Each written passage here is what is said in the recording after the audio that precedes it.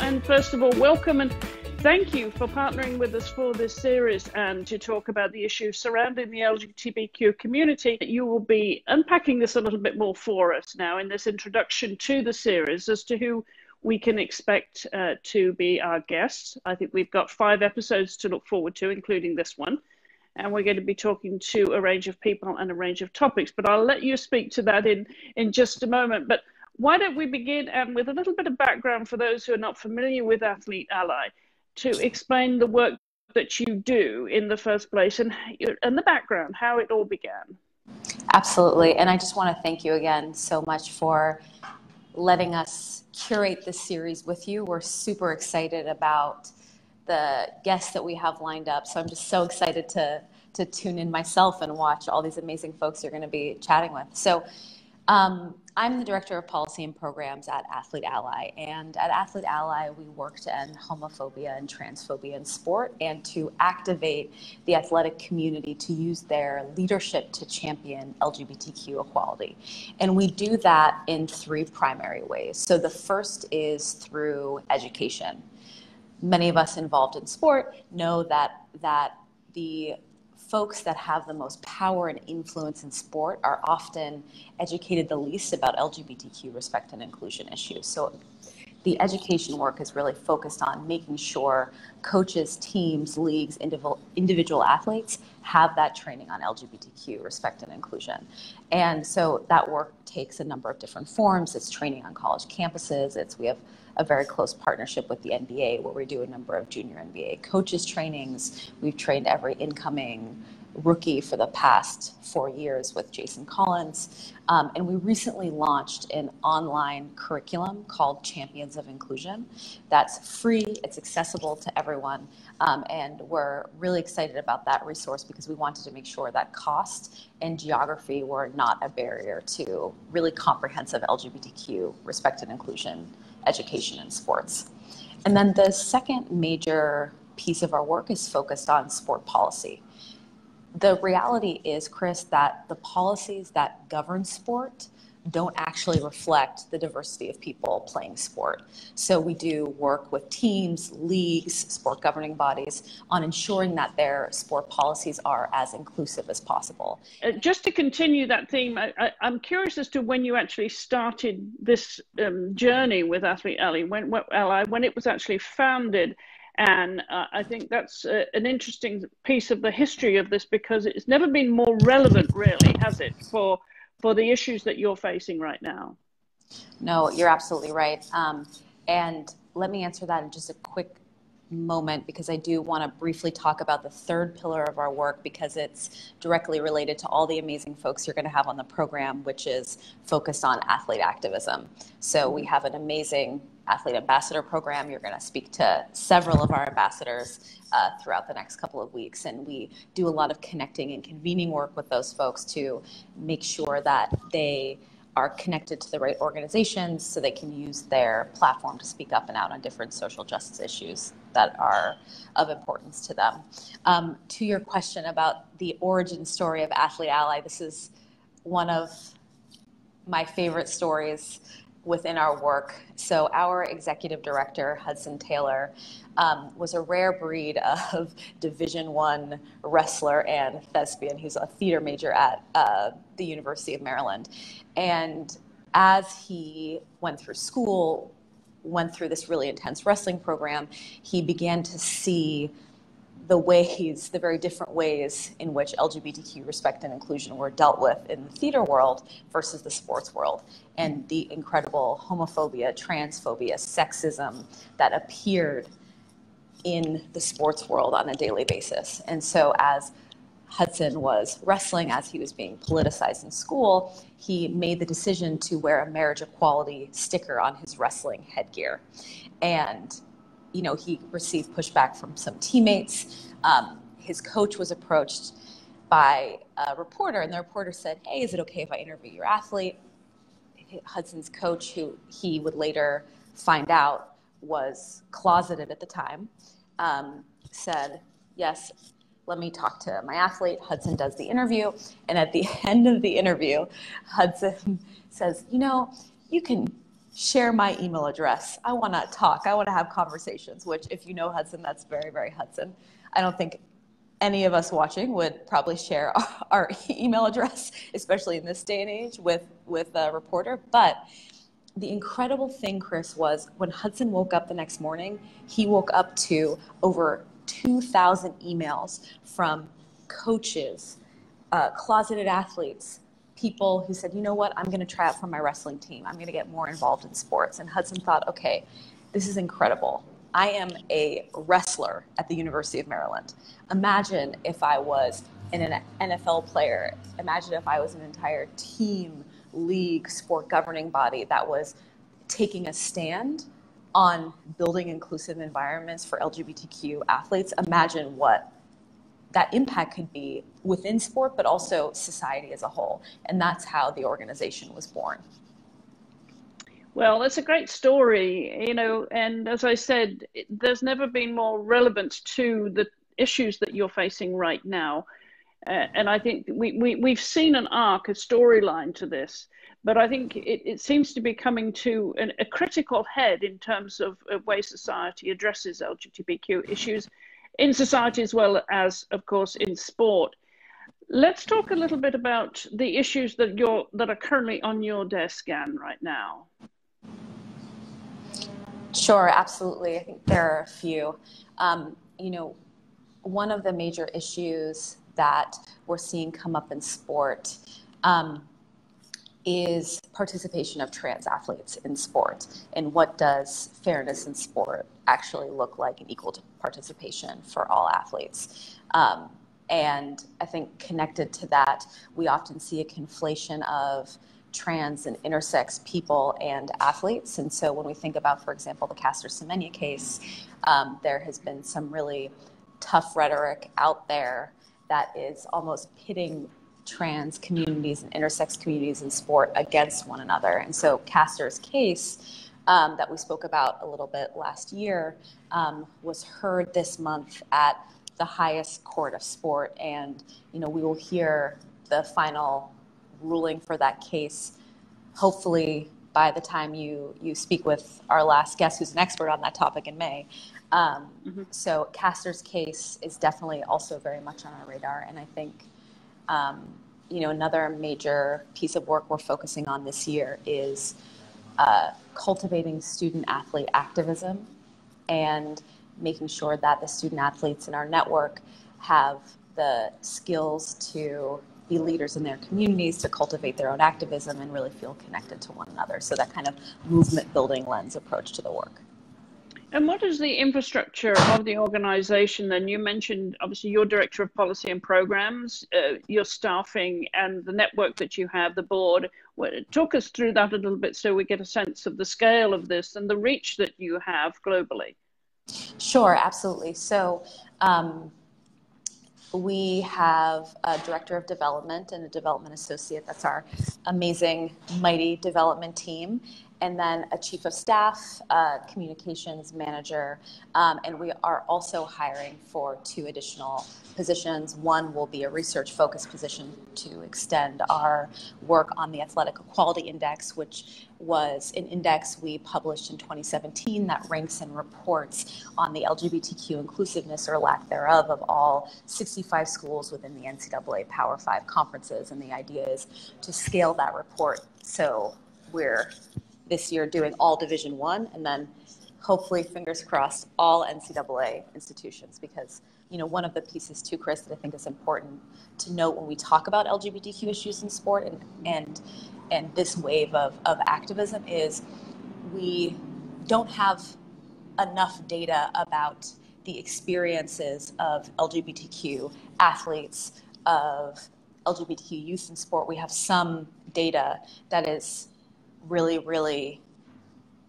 tough when we look at, the rate of LGBT youth participating in sport, the rate of acceptance, which is very, very low, et cetera. But so the Athletic Equality Index is also very important because it's data that can be used as a baseline for inclusion in NCAA schools, but also different schools across the world as well.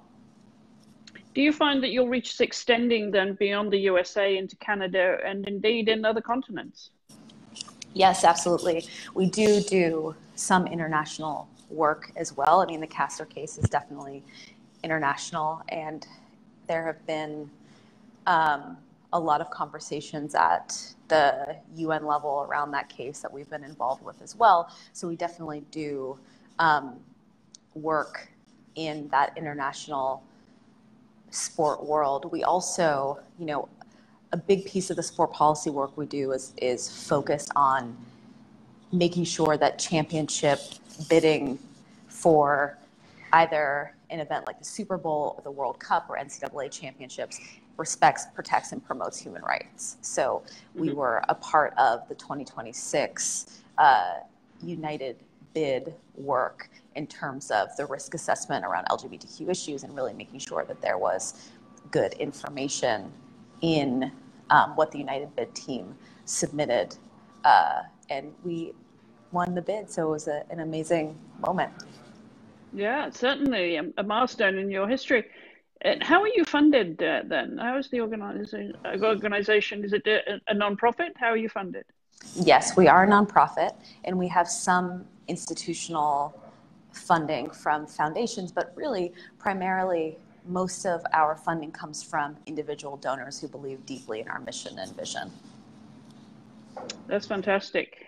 All right, well, let's talk about what's coming up here in this series then, Anne, because as you mentioned, you've got a terrific roster of your ambassadors who are going to be guests here on this series in collaboration with us here at WISP Sport. So let's talk through that guest list, because I know you've got some great names, and I've already talked to one of the guests coming up, and she's inspirational.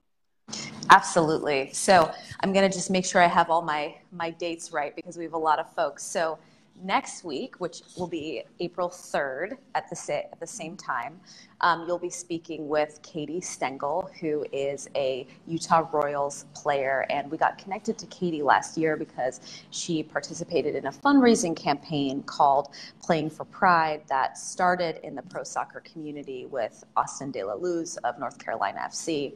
And Katie's story is so compelling because Katie is an ally to the LGBTQ community, and she is also a person of faith. She's a Christian, and she wrote an incredible piece for us about how her identity as a Christian and how her faith compels her to be a strong ally to the LGBTQ community.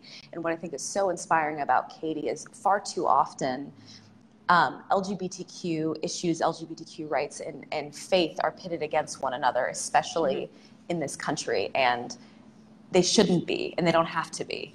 And so I'm really excited for you to explore all of that with Katie. Yes, and we have had a preliminary chat about this. It's very interesting to meet her and to get an understanding of her faith and where she's coming from with this and the crossroads that you talked about. So that's next week. That's episode 2. This really is an introduction to it all. So Katie will be our first guest in a week's time. As Anne said, it's going to be at 2 p.m. And so we're going to have the same time slot here for the next few weeks. And so who is after Katie then? So after Katie, you have another amazing ambassador, bodybuilder Amazon Lati, who will be speaking on the experiences of Asian LGBTQ athletes. And this is also another critical perspective within the movement that we often hear very little about. And Amazon travels the world speaking on these issues, and she also has a really compelling story and uses her platform so effectively to talk about her experience and the experience of other Asian LGBTQ athletes. So I'm very excited she's a part of the series too. Yes, and she really, as you say, is using her voice globally and appearing and motivational speaking and being a guest.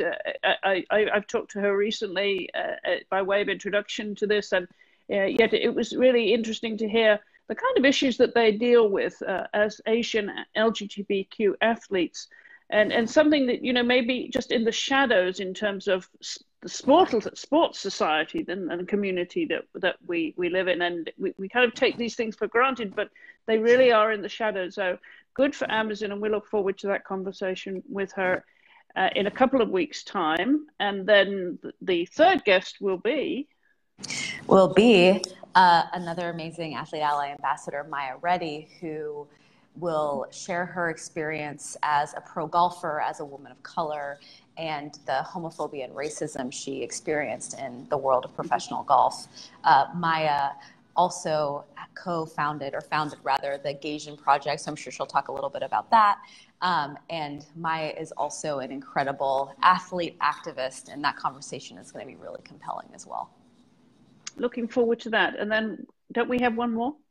We have one more, so May 1st is the final episode, and this is going to be, again, another really fantastic episode. You'll be speaking with, our close friend and colleague, Dr. Katrina Karkaisis, about Caster Semenya and the IAAF case, as we've spoken about a few times. And one of the reasons I think this episode is going to be particularly compelling is by May, hopefully, fingers crossed, we'll actually know what the ruling is. Right. And Katrina will be able to speak to what that ruling means for track and field, for women's athletics, for this conversation I mentioned previously about the way in which trans and intersex communities in sport are being pitted against one another and what damage that does to our movement. So I'm really excited for you to chat with Katrina as well. And she also has a book coming out on testosterone, which I cannot wait to read, which will be out, I think, in October, and I'm sure there'll be some conversation about that as well. Yeah, no, but it's not everybody that can say, I'm really excited to read this book about testosterone. Yes, it's a particular kind of nerdiness that I just embrace.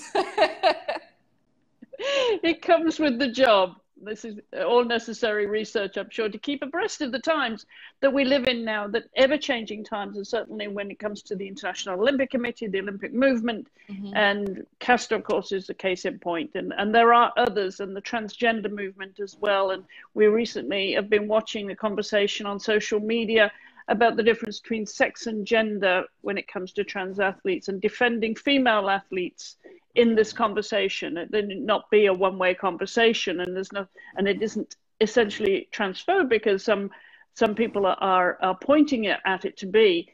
There are many aspects to this conversation, and I think a healthy open dialogue is critical if we are to move forward, and especially when it comes to changing the rules in sport as well. So all of that to unpack, lots of great conversations ahead with this series, and I'm delighted that you've partnered with us. We are looking forward to those conversations, and just let everybody know how they can contact you. And of course, they can post their comments here on social media, on the Facebook page, and we can share those here, of course, and you can get involved in these conversations. But if they want to directly contact you, Anne, what's the best way to do that?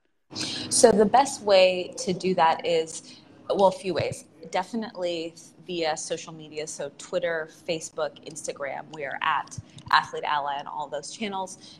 Also, you can send us an email at info@athleteally.org.